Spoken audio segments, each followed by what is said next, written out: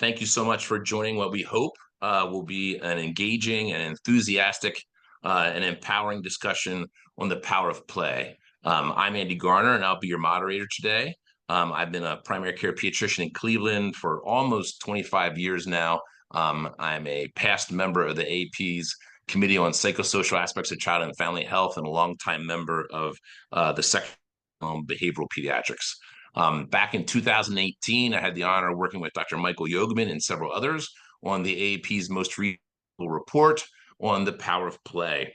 And I should say that much of the content for today's webinar clinical report. I'm joined today by excellent panelists, Dr. Dipesh Navsaria, Dr. Moody, and Dr. Rebecca Tavernier. I'm going to give them a chance to introduce themselves in just a second, but I also want them to answer our first question, which actually is, what is play? And I know for our listeners that may sound a bit like a softball question, like we're teeing them up. But when we made the clinical report back in 2018, there actually was quite a bit of debate about how to play. So Dr. Navsaria, why don't we start with you, since I know you the best, I can pick on you first. Why don't you tell us a little bit about yourself, what you do, and about defining play? Thanks, Andy. I will playfully receive that, of course. I'm Dr. Dipesh Navsaria. I'm a general pediatrician in Madison, Wisconsin. I'm at the University of Wisconsin at the School of Medicine, Public Health, and at the School of Human Ecology as well. So I would say that how would I define play? I would define play as something that I'm going to even go beyond humans. I'm going to say that a biological being is doing willingly. It's being done for its own sake, and something that is based around things like exploration, engagement, all those sorts of things. And there's a component of it that is enjoyable, right? That you say, wow, this is fun, and all. Those are all characteristics of how I might define play. Thank you so much. Moving on to the other primary care doc on the panel here, Dr. Moody. Why don't you introduce yourself and tell us a little bit how you think about play? Awesome. Thanks so much. So I'm Dr. Moody. I'm a primary care pediatrician, community pediatrician in St. Louis, Missouri. And I have a charity care clinic where I proudly serve vulnerable and resilient populations. And so play is very important in the promotion of the development for my kiddos and to integrate that into practice. So I think I have a very basic, because I think less words sometimes are better, that play is a joyful interaction, because that way it can be, it's happy, it's enjoyable, it's something that's, engaging, and it can be an interaction, be that in between, two human people, like Dipesh was saying, in between a person and perhaps a pet, in between a child and a toy. And so I think that is a broad definition, but kind of encompasses a general sense of the play. Super, thank you for that. And certainly, last but certainly not least, Dr. Tavernier, as our clinical psychologist, why don't you say a little bit about what you do and how you think about play? Sure. Hi, everyone. So my name is Becca Tavernier. So like Dr. Garner mentioned, I'm a licensed clinical psychologist. And my specialty is in maternal child health. I do a lot of research around play as the PI on prescription for play, which we'll hear about later on in the program. But in terms of defining play, I think it is a little bit of an enigma when it comes down to trying to put specific words to it. But what I would say is the through line to all of the definitions that I've seen is that it's something that's fun and enjoyable, like the others mentioned on the panel here. So when I think of play, I think of fun. Perfect. Thank you so much. So yeah, I think just to level things, to get everyone started, we'll have 2 slides here to sort of talk about play. I think it can be hard to define. I tend to think of it almost like a gem in a sense that it has many different facets. And not all forms of play have all facets, but most forms of play will be right? If it has to be sort of intrinsically motivated, because if we're forcing you to do it, it may not necessarily be play anymore. There is an element, I think Dipesh mentioned also, of active engagement, right? It's not a passive thing. You're actually making anticipations and sort of expectations, and there's an element of discovery. And as all our panelists mentioned, it's got to be fun, right? I mean, that's the best part about play, is it's fun. Often it's sort of forcing, and I think that goes to that idea, fun for fun's sake. Now, there may be secondary gains and that are being formed, which is great, but sort of no external goals means you'd be doing it anyway because it's fun. It's often spontaneous. Sometimes the most planned play is the most fun. And be structured. We know there is structured play, but it appears that unstructured play is particularly useful for kids' development. And there's an element of being sort of non-literal. There's an element of sort of magic and creativity and imagination that often comes, sort of goes along with also having sort of abstract thought. So just as a starting point, then we can move on to the next slide. There are a couple things we want to sort of some principles that we want to sort of get out in front, because I think it's probably something that all of our panelists would agree on, that, you know, everyday opportunities for play are all around us, right? Whether it's changing a baby's diaper or feeding, you know, here comes the train, you know, dressing a child, and a million different just glances and looks are opportunities for play. We know that unstructured play makes a really big impact on child development. It's probably because we know that brain development is an activity-dependent event. So the more the brain is stimulated, the more the brain grows. And so those opportunities to explore and sort of be a little scientist is particularly useful for children. And contrary to what you see in all the marketing that's around us, simple toys actually may have some developmental advantages, right? Because there actually is more opportunity for imagination and creativity. And then whenever we play, know that it's going to come up, you know, what about forms of play regarding screens and screen time? Dipesh, Dr. Navsaria, I know that this whole debate between books and screens is really sort of in your wheelhouse. So why don't you tell us a little bit about the AAP guidelines and intentional screen time? There is no debate, Andy. As we clearly know, there is no app to replace your lap. T-shirts available in the lobby now. Yeah, the thing is that one of my colleagues in developmental behavioral pediatrics, Dr. Tiffany Munzer at Michigan, was once asked, I think by a reporter, you know, what are the best toys for young children? And she said, parents are the best toys, right? So everything, when we're thinking about play, we should be thinking about it both in terms of the value of solitary play, but then also the value of play that's interactive, like you just mentioned there. And the thing with screens is that they often are deliberately designed to capture attention of very young children, to market to them, and have very little evidence of efficacy in terms of any kind of research findings of any benefits from it, despite there being a lot of marketing around that. Contrast that to shared reading, in which there's ample evidence of the benefits of reading books together with young children, both from a relational health perspective as well as a literacy perspective itself. Having said that, we also need to keep in mind reality, which is that you know, screens are here to stay, and screens also serve an important purpose in the daily lives of families. If you need to get your laundry on and your child is in front of a screen so that they don't get themselves into trouble while you do something like that, of course, it's fine. If you're on an airplane or someplace else where having your child cry may not be socially acceptable to people around you, or if you're waiting in one of our clinic waiting rooms or exam rooms for sometimes very long periods of time, screens might be a way that you choose to turn to in those exceptional circumstances. I would recommend, if you haven't seen it already, look at the great work that the AAP Center on Social Media and Excellence, the Center of Excellence on Social Media and Digital Media. They have this great 5 Cs framework that really helps you think about how to talk about this and incorporate it in one's life in a thoughtful, intentional way, rather than just saying, well, whatever, anything goes. Thank you for that. I mean, I think it is important to acknowledge that screens, like you said, are sort of here to stay. I think they're like any other tool, though, right? They can be used for good, actually used for building a focus of building a relationship and skills, and they can also just be a pacifier. And that's probably what we're trying to avoid. Moving on to the next slide, then, Dr. Navsaria, since we're with you, how does play really support child development?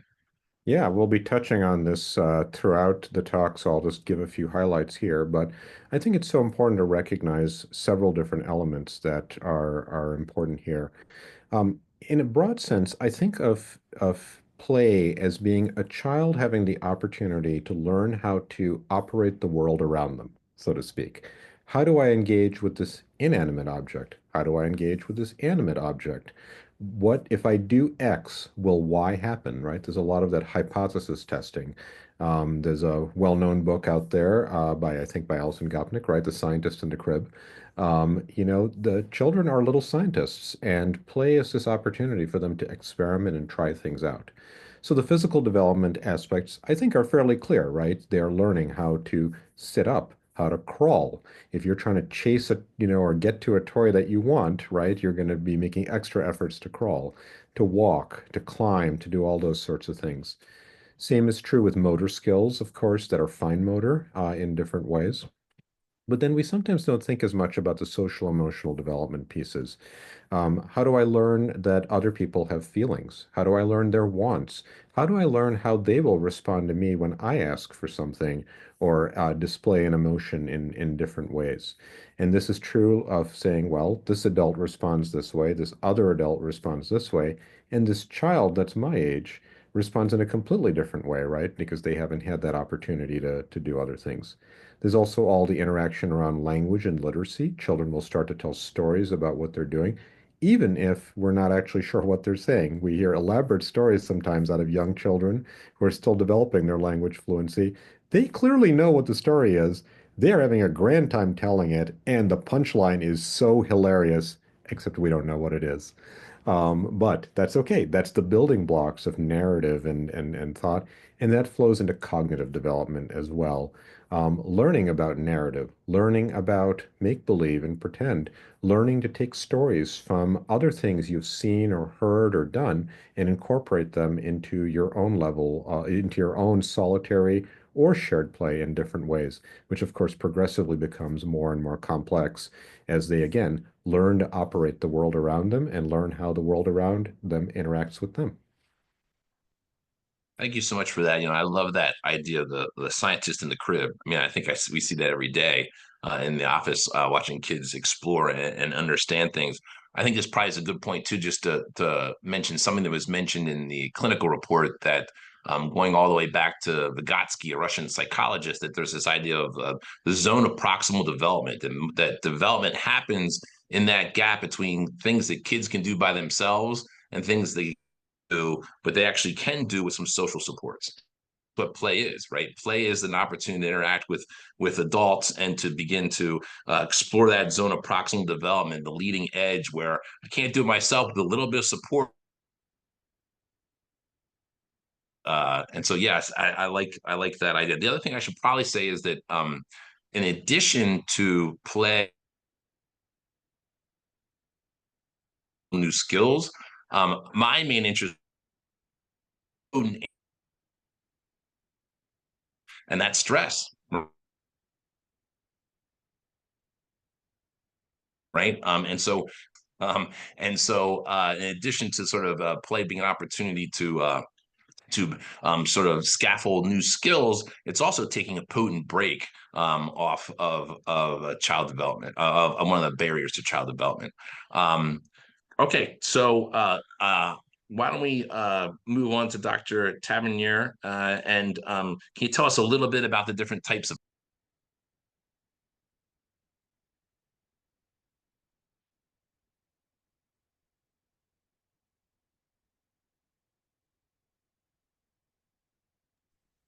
Do we lose Dr. Tavernier? I don't see her on my list. I think she has indeed. And also, Andy, I noted this and a couple of participants are just mentioning that your audio seems to be breaking up. I'm not sure if it's your microphone or your network connection. I'm so sorry about that, folks. I So would like to sorry. assure everyone that Dr. Garner is much more fluent than that. Vote of support there, Dipesh. Yeah. I apologize if it's a bad there. Looks like one of our panelists is fallen off, unfortunately. Says Dr. that sometimes Gardner. the benefits from. Are you here? No, it's Dr. Moody. I thought maybe I would just hop in real quick and kind of Go cover these categories. So, go and then I for it. already see you turned off your video, so sometimes that helps as folks can see I'm joining you literally from one of my clinic exam rooms. So sometimes I know that the hospital Wi-Fi or even home Yeah. or community Wi-Fi isn't the greatest. But anyway, we'll hop back on the tracks here and talk a little bit about the categories of play.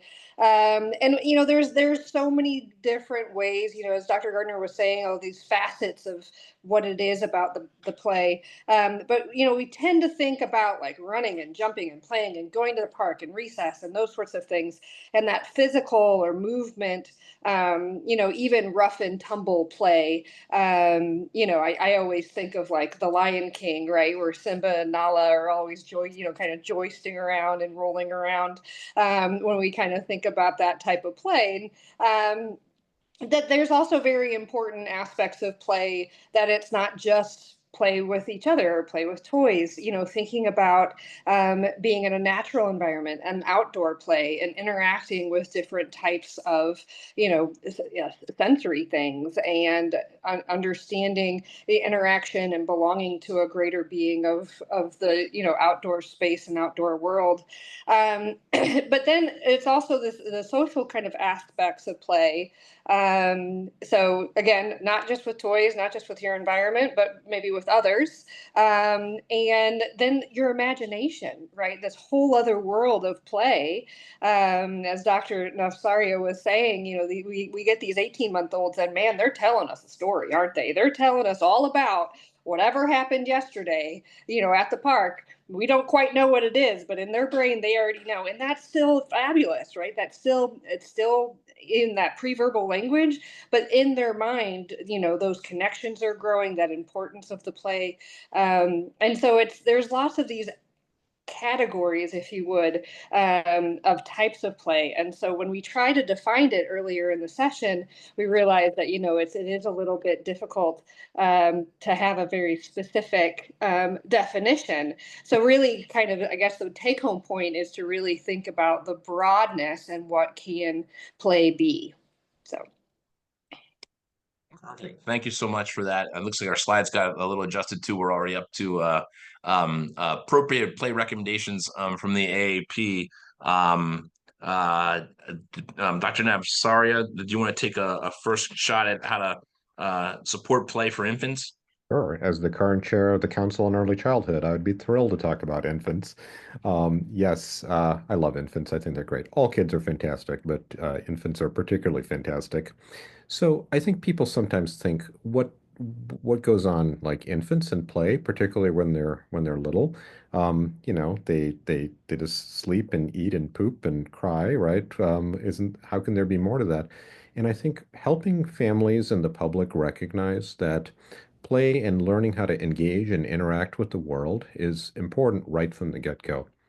Um, the back and forth face-to-face interactions, the emergence of social smiling, of mimicking, if you make a facial expression and they mimic that back and forth, are all things that really encourage them to learn how to engage in the world around them. Of course, sensory experiences of different types. Think about those board books, or no, not the board books, but the fabric books, right? With the different crinkly and the noises and the mirrors and things like that. Engage kids. And then, of course, early reading through board books.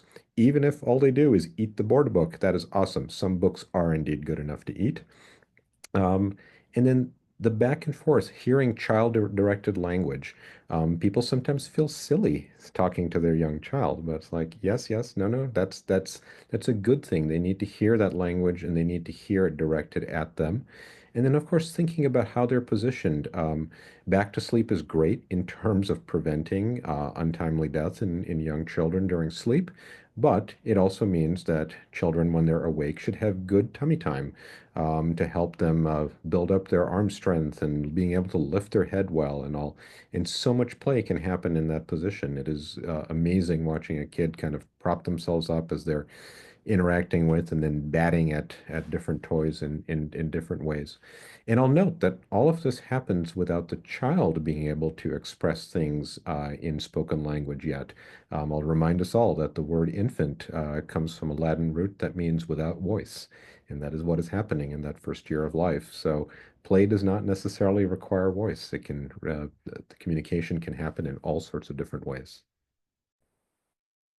Super. Thank you for that. I see Dr. Tavernier has joined us again. Sorry, we lost you there for a little bit. Dr. Moody was good enough to jump in and tell us a little bit about her thoughts about different categories of play. Would you like to share your thoughts on that? We don't want you to feel left out. Thank you. I'm sure that Dr. Moody did a great job representing me in my absence. Thank you all for continuing on.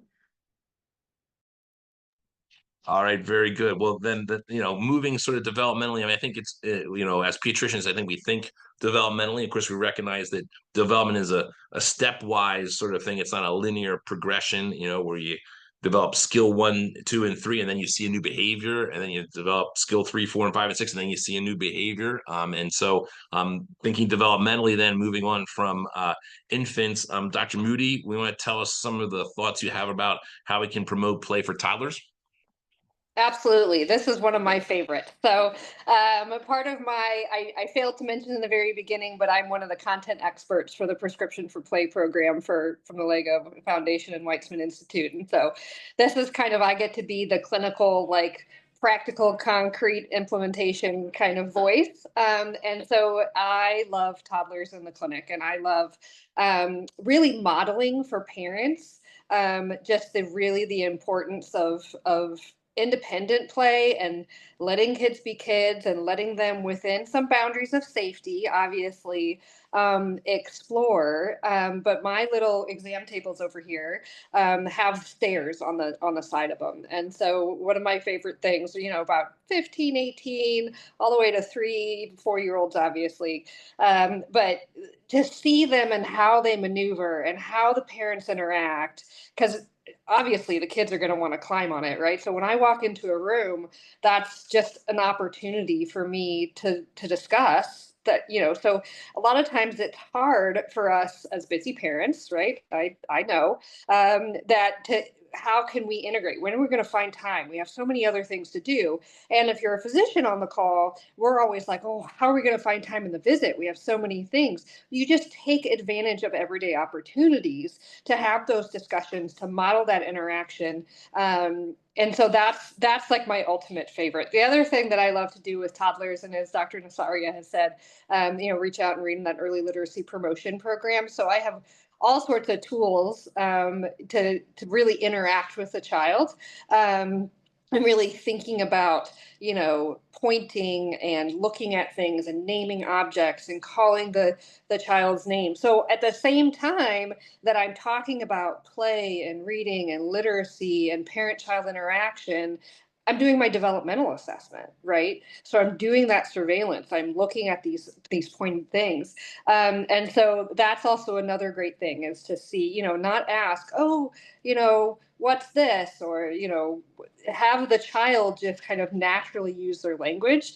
And also when they're telling us those fabulous stories and we have no idea what they're saying, I say, no, really? You think that happened? Tell me more about that, and so I just engage with this 20-month-old on the conversation, and so that's so important for those language skills.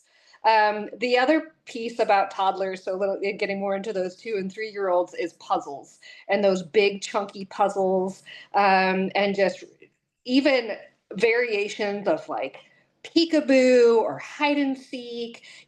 I have these curtains here behind me in our exam room, right, that we can pull, and the kids love to play hide and seek behind those. And just really playing with them through the clinic visit is so much fun, but also a really great learning opportunity and teaching opportunity to provide that anticipatory guidance for the families. The other thing, and we'll learn a little bit about this, is the little kits that come from the Lego Foundation with Prescription for Play, and all of the great work we've done to kind of open those into more of a free-based play and not just a model building, and really thinking about sorting and stacking and exploring and even using those pieces and putting it under the exam table, paper or those sorts of things. So all of that. That interaction, that novelty, the not only like the maneuvering of the pieces, the manipulation, but using that language. So all of these things is very playful, but it's also doing a great job at supporting the development of that age frame. Thank you so much for all that. And hopefully with my not having to see my face, you can at least hear me now. So I apologize for the cutting in and out there. I just wanted to point out the last bullet on this slide about using the expectation of play to build distress tolerance. I mean, I think one of the things we all know about toddlers is they're prone to tantrums, and that that sort of big emotions sort of come with the age group, and big emotions come when you get to be a teenager too. But I think that the expectation of play, the expectation of having that chance to reconnect with a parent, like happens every night if you're doing reach out and read, is really important at helping kids learn how to handle distress, and the expectation of that reconnection and can really make a big difference. This isn't the AAP talking, this is me, but I think part of the reason we have such a big mental health crisis now is that we're basically telling a lot of toddlers, you're not allowed to feel that way. Like there's something wrong with big emotions. And I think it's really important that we allow them to have those big emotions and acknowledge them. And there's nothing wrong with that. But how do you cope? Joy, the play is a way of coping. As we're teaching kids what brings them joy early on, then we're really teaching them how to cope instead of just saying stop. Perfect. All right. So moving on then developmentally, do you want to share your thoughts, Dr. Moody, about older children? Yeah. So in the preschoolers and school age, we tend to focus a little bit more on early childhood when we think about play. But I think the important thing when we're thinking about, kindergartners and school age kids is really thinking about the ability for child-directed play is important all the way through, but unstructured time, right? So many of our kids have so many activities. They're adult led, there's not a lot of like independent child led opportunities for just free and open play.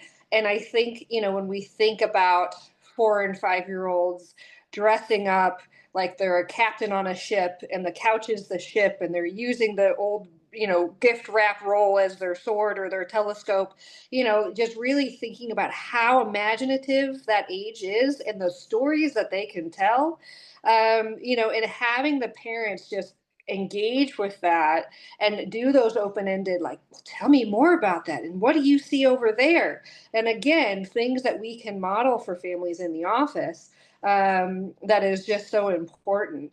And then we start thinking about like simple board games, playing Uno or Go Fish, which is a simple deck of cards, and also Candyland and Chutes and Ladders and all of these, wonderful turn-taking social promotion games that we have this opportunity doing that family in time. So sort of like we talk about time in versus time out, as Dr. Garner was talking about what to do with tantrums and those big emotions and those toddlers, thinking about family in time or caregiver in time, or just a safe, strong, nurturing relationship, right, that we talk about and being so important for building that resilience in kids.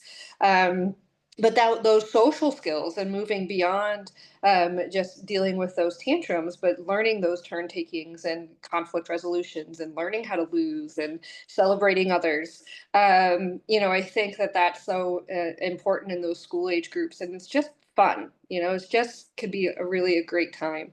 The other piece that I really like here, it says, reading and singing. I talk about taking those everyday opportunities to talk and be playful. And one of the most stressful times when my kids were younger was the grocery store. right? You got your list, you know what you need, you're hungry, everybody's tired, or it's Saturday and there's 18,000 people in the grocery store. Excuse me, but how can that be fun and playful, right?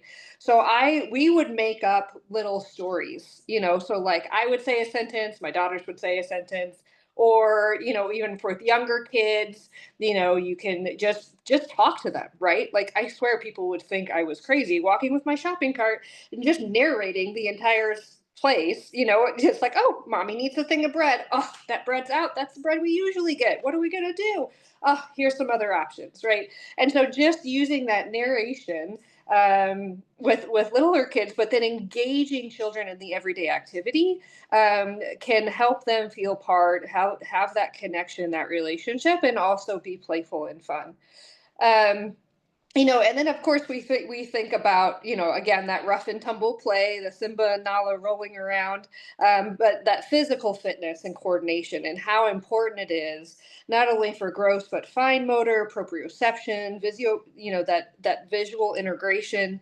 When we think about kids being able to climb rope ladders or thinking about crossing a creek on little stair step stones, so really thinking about movement-based play above and beyond for that important physical development, especially when we're hitting those growth spurts where the kids are a little gangly, right? They got to relearn their body again. And so just the importance of that and that physical fitness that we, of course, want our children to grow up to be happy and healthy. And then I think, again, a nod to what Dr. Garner was saying about our mental health crisis. I think that we really need to think about the importance of play, the benefits of play and social interactions and peer interactions, thinking about it maybe as a bullying prevention strategy, those sorts of things, to really address a wide range of issues. And I'm not saying it's the, panacea, got a magic wand, but I do think it's such an important piece and that we need to refocus as pediatricians on the importance of play throughout all of these age groups. Thank you so much for that, Dr. Moody. I have to say that when my children were younger, it was the cereal aisle, right? You're talking about shopping. The cereal aisle was invariably where the tantrums happened because, oh, I want this, oh, I want that. So I totally relate to the shopping analogy there. But I just wanted to also highlight the last bullet on this slide here that, we really should not be using the removal of play as a form of punishment. And that's something that is also AAP policy. There's a temptation if a child's dysregulated to think that somehow removing punishments and removing play is going to help them. I mean, you could even argue the kids that are most dysregulated are the kids that specifically need a break and need that chance to use other parts of the brain and to have recess. So I just wanted to quickly call that out there. So, Dr. Moody, you've done a great job of describing all these different age groups, but, we all are busy, and I mean, this makes a lot of sense, but we're all know the feeling of being drowning in a sea of advice, and we're always basically triaging and deciding how much time we want to use for this, that, and the other. I want to hear your thoughts on some ways to incorporate play into the practice, but I see Dr. Navsaria has his hands up. Dr. Navsaria, want to jump in here for a quick I just second? wanted a quick comment to what you were just saying about not removing play as a punishment, which is just to highlight that if you look, for example, at the United Nations Conventions on the Rights of the Child, Article 31 actually talks about the right to play, that every child has the right to rest and leisure, to engage in play and recreational activities appropriate to the age of the child, and to participate freely in cultural life and the arts. So, play has been thought of as a child right in international frameworks as well. Well, I wish, yeah, there was a comment in here that, that they want some of the principles here. But so thank you for that. That's great framing there, Dr. Navsaria, that it really is a child right we should be taking away. So as we are trying to accomplish all the AAP guidelines in our 20-minute visit, and we're triaging what's important, Dr. Moody, what would you advise? I think you're still on mute. Yep, I am. Sorry. Apologies, as I'm we are all at the end of respiratory season, and I'm sure all of us this season has had a little cough, cold, runny nose. I'm at the tail end of mine, so I apologize for that. Um, but yeah, so it's hard, right? I literally am joining you from my pediatric practice. I had clinic this morning. I've got clinic this afternoon. I blocked the middle of it. It's hard. It's busy, right? But we can do things with intention, and I think like you know, Reach Out and Read has 35 years, right? Plus the past of experience and using these aspects that are so simple, that are just settled in the basic structure of childhood to address so many of these other biggest issues, right? So I use both Reach Out and Read and Prescription for Play to really talk a lot about parent-child interaction, to do a lot of my anticipatory guidance, to think about my developmental surveillance, to think about children with special healthcare needs, right? And how we can address some of those barriers. I think that the number one thing is, everybody wants it just seems like everybody wants their kids to grow up happy and healthy, right? It's just a matter of how we do that. And I think that for a lot of the families, it's almost like we try too hard and we're really engaging and enrolling our kids in all of these structured activities. That's the number one important thing, is just letting kids play. It's so important to have that unstructured downtime, not only for the kids, but for us as parents, right? I don't like being a school bus, and I don't like being the soccer bus and the Girl Scout cookie runner and all of these other things in the sense, but there is a balance to it, right? So I think when we're thinking about whether it's toddlers with their temper tantrums, a school-aged child with, inattention, or thinking about a middle schooler who needs a social group, or even into the high school years, really thinking about the importance of a pro-social time that is unstructured. So that's probably like my number one recommendation for families, is to just step back away from some of that structured times and activities. The other thing is, and I've already mentioned a couple of these, but just modeling play. It makes my job a whole lot more fun, because I can come in and play with these kids, and still accomplish my physical exam and still accomplish my anticipatory guidance, but doing things that are playful, making the office culture just more playful, all the way from, rooming so that the MAs are, joking around with the kids or making light, or having them understand that the blood pressure cuff is going to give you a bear hug, all the way to the nurses using, bubbles and breathing techniques to help kids calm down with vaccines. We think a lot about that integrative piece of child life, and how awesome those offices that have access to that readily, or our hospitals, and what a difference that really makes for those kids. And so, yes, it's hard, but it can help with your own job satisfaction and your efficiency of your visit. I really truly believe that. And then I even, when we're thinking about a prescription for play, or a prescription to read, or a nature prescription. Some of you on the call may know I'm also involved with the, nature and child health. And so I think all of these things still really get down to the same basics of early childhood development, promotion, social emotional wellness, all the way through, from infancy through the age span that, we get the joy of taking care of these parents, or these, well, parents too, right? Maybe that was a good slip up. We take care of the parents as much as we take care of the kids, right? The other thing, and I remember very early on in my practice, about 10 years ago, really before I had much experience with all the toys on the market, I had parents asking me for toy recommendations. And I remember like going to Target with my 18-month-old, and like looking at all of these different lights and sounds and things, and just being a little overwhelmed myself, both for personally but professionally. And certainly we want to make sure that we're doing the best in our recommendations for families. And so when people ask me about toy recommendations, I say, keep it simple. You know, the less the better. Let the kid be as imaginative as possible.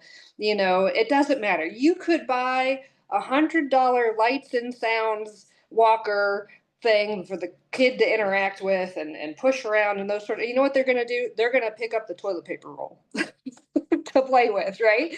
And so it's really not about the toy. It's not about, you know, it is about kind of finding the time, but also being intentional, making it a priority, and for us as pediatricians to really engage with families to show that value. Thank you for that, and I love your sort of Freudian slip there. I was actually going to say that I think that the prescription for play is as much for the parents as it is for the child, right? I mean, I think following on the Surgeon General's report about parents being stressed, I mean, one of the things that parents, you realize one of the benefits of being a parent is you get to re-experience that wonder. One of the reasons that we love being pediatricians is that we see that wonder every day.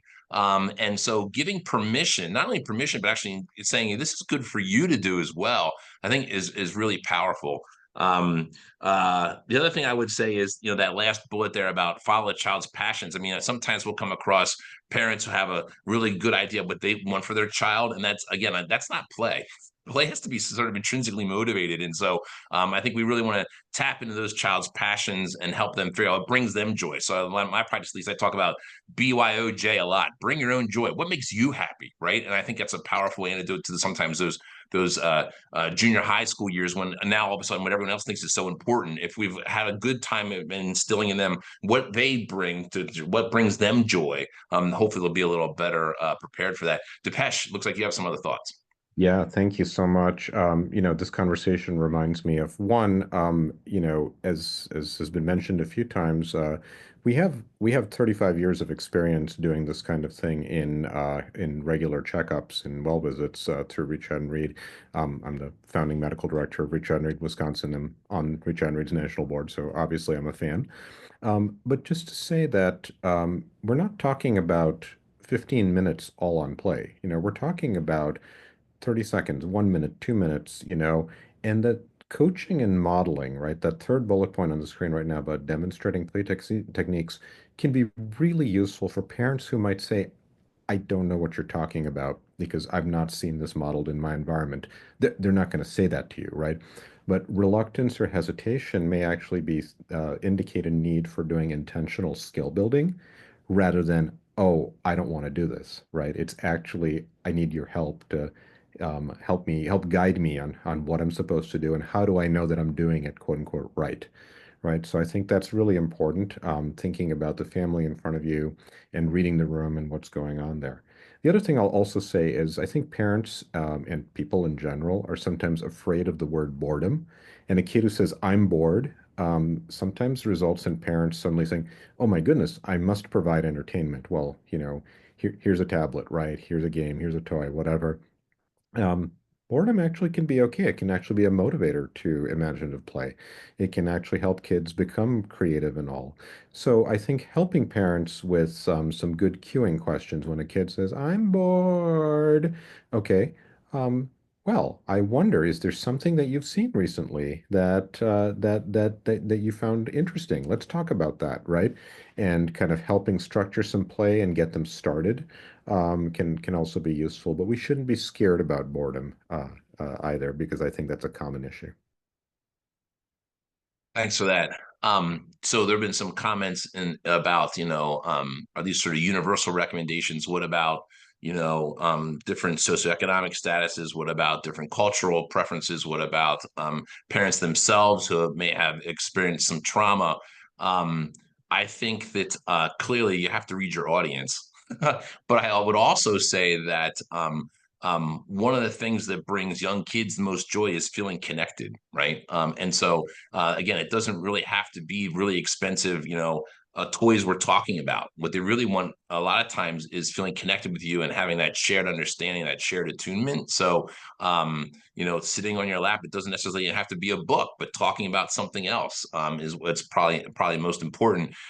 It is true that if parents have had some trauma, sometimes certain developmental stages may be triggering, and so again, you have to sort of read your audience there. But then that actually, I think, play is an opportunity to have those discussions with the families, and sometimes that's a way actually of learning what works well for that family and what doesn't work well, and that sometimes when it doesn't work well, that's an opportunity to understand what's happening in that parents that makes that difficult. So no one's saying this is easy, particularly as different with different audiences, but I think there are some overlying universals there that kids really want to feel like they're understood. So moving on, then I don't want to go leave without having Dr. Tavernier have put her 2 cents in. Why don't you tell us a little bit about the real world barriers to play? Yeah, thank you. So this was a perfect segue, right? Because there's a lot of things going on in families that can serve as barriers to play. So we have a few things listed here, right? We talked about the impact of trauma. There's a huge amount of stressor on parents these days. And there can be things going on in family dynamics, right? Things like abuse and neglect and mental illness in parents that can make it really hard for positive engagement and opportunities for play. There's also parents who don't prioritize play in the same way, right? Folks from certain backgrounds, certain cultures who have different value systems might view things as academics as being more important than play, and might really try to have their kids focus more on learning numbers and letters and gaining literacy. And so being mindful of where family values are and how to incorporate play into some of those values can be a real opportunity to make sure that both of those things are being managed and performed in families. And we recently did some focus groups with families of toddlers across the United States. And the biggest thing that came up when they talked about barriers was just time. Parents have so many competing demands in their schedule.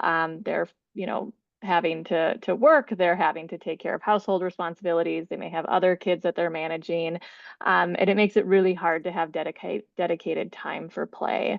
And like I've seen in the chat being mentioned, is that some families might not have the same opportunities for play, right? They might live in neighborhoods that lack green spaces. They might not have the ability to go to the museums or go and do other things that require financial resources that they just don't have. And so that's a real opportunity, again, to problem solve and talk about the importance of simple play. That simple play is just as good as advanced play, and there's ways to infuse these sorts of things into everyday routines. And when we were having these conversations with our caregivers, they actually talked to us about the ways that they want providers to talk to them about play. So I'll pass along the knowledge that they said to us. So the first thing that they want is they want simple and practical recommendations. They want providers to talk to them about easy ways to infuse play into their routines without asking them to pile on and add big efforts, carving out 3 hours of time to play with their kids, whatever it is. They want those simple and practical recommendations because that feels more achievable to them. They also want the messaging to be motivational, right? They want doctors to talk about why this is important, to encourage them, to make it feel light. Parents are facing a lot of burdens, and I think sometimes the messaging can make them feel like they're not doing enough. So keeping it motivational is going to help them be more motivated themselves to engage in play and follow recommendations. And finally, they want providers to be aware that different families play differently with their kids, right? Learning and observing from the families that you're working with, watching their play dynamics, understanding how they play, and using that to build your recommendations and really tailor it to the individual families that you're working with is just going to help them be more able to follow through and to really see how they can start implementing play into their everyday routine. So despite these barriers, their parents want to play with their kids, they're motivated to play with their kids, and they want to hear from their providers ways that they can do that more effectively. So they really do care about what you have to say, at least based on the conversations we've had with our parents. And I'm gonna pass this off to my colleague, Mandy Lamb, who's the project director of the Prescription for Play program, to quickly talk about the work with Prescription for Play and how to use it in your own clinic. Go ahead, Mandy. Yeah, thank you, Dr. Tavernier, and the panelists, Dr. Moody and Dr. Garner, and all to facilitate this conversation. I just wanted to pop in again. I'm Mandy Lamb, the program director for the Prescription for Play program, which is a collaboration between the Weitzman Institute and the LEGO Group, supported by the LEGO Foundation. And Dr. Moody has already sort of referenced what this program is, but if you all are interested in learning more, you can head to the rx4play.org website. That's our website for interested pediatric providers who are interested in more tools and recommendations on how to prescribe play. So a lot of the content that Dr. Moody went over, we have lots of CME trainings on this portal for providers who want to deep dive into play, as well as implementation toolkits, right? We have toys, Lego toys that we provide to sites. So that's one asset that we have to have this conversation in the 18 to 36-month-old age range.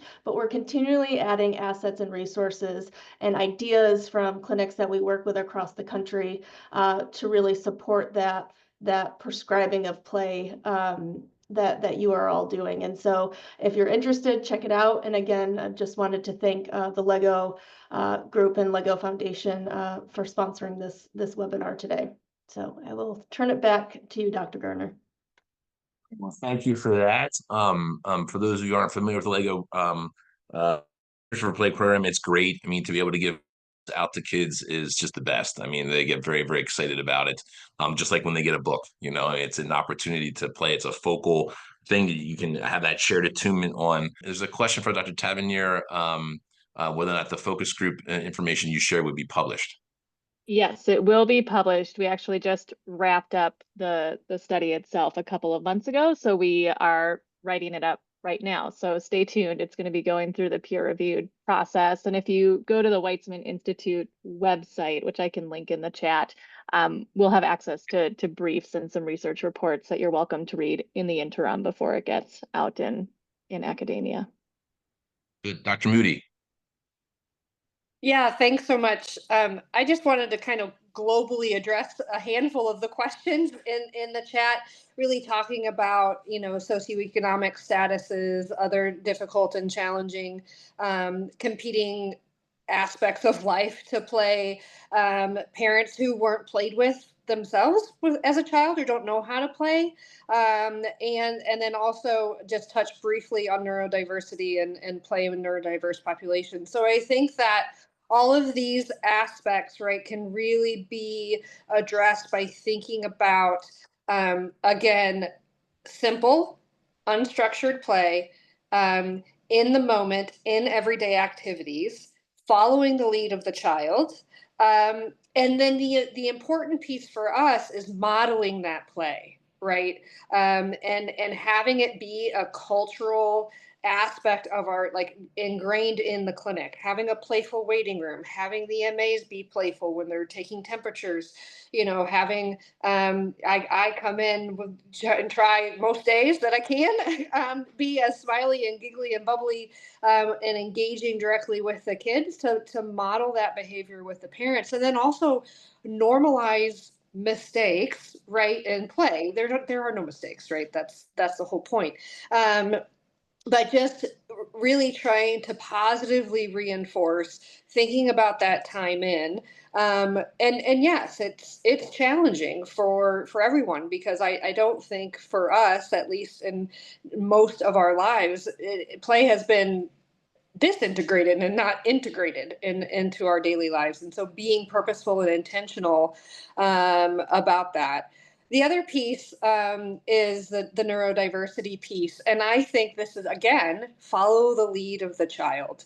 So there's a couple of neurodiverse artists that I love. One is Little Penguin Studios and NeuroWild and Autism Sketches. But they have there's one in particular, and there's this brain, and he is upside down stacking blocks on his feet, right? And then this other brain is like sitting down and stacking blocks like typical play. And the neurotypical brain is saying to the neurodiverse brain, wow, I've never played with blocks that way before. How creative. This looks so fun, right? So there's no wrong way to play. There are differences in behaviors, there's differences in communication, there's differences in what play looks like, but really, again, it's all play. And so I think that, we tend to like think about all of these different populations and compartmentalize these different things. And really, if we think about it as an umbrella, universal approach, I argue it's a medical intervention for some that that really keeping it simple and being intentional are really the important pieces. Well, thank you so much. I see we're just about running up on our time here. Dr. Navsaria or Dr. Tavernier, any other tidbits of wisdom you want to share before we finish? I would just give this real quick mantra that one of our colleagues always says that I love, and she says to play every step of the way, right? That play can be built into every single thing that you're doing. And so I just want to impart her wisdom onto you all as well. And I would encourage folks to read the AAP's Power of Play statement because I think it gives us a lot of language and frameworks on how to think about this and how to talk about it with others.